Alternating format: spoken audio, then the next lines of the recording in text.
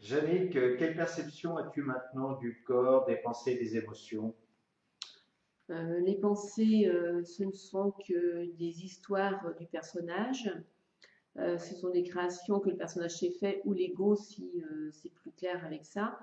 Et surtout, il ne faut pas s'y accrocher, donc laisser les pensées défiler au fil du temps, car ces pensées-là vont créer des émotions qui, elles, vont entraîner des douleurs au niveau du corps.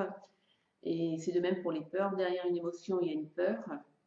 Donc tout ça, ça fait partie, le point de départ, ce sont les pensées. Moins vous raccrocherez aux pensées, moins il y aura d'émotions, moins il y aura de peur.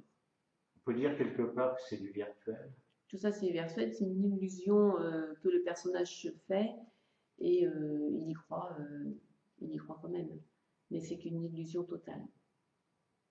Est-ce que tu te sens investi d'une mission particulière?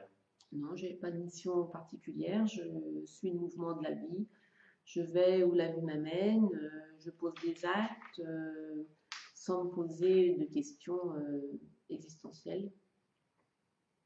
Tu aurais pu aussi bien ne rien dire, être dans cet état entre guillemets libéré et ne rien faire. Certains ne font rien, d'autres font des choses. Oui, j'aurais pu très bien ne rien faire, rester là où j'étais, mais j'ai eu une pulsion, enfin, la vie m'a amené à créer ce blog et à faire une-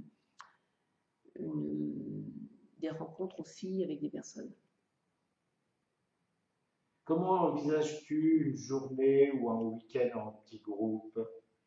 Donc une marche silencieuse au bord de la mer pendant une demi-heure, où là, laisser les gens rencontrer leurs pensées, les émotions.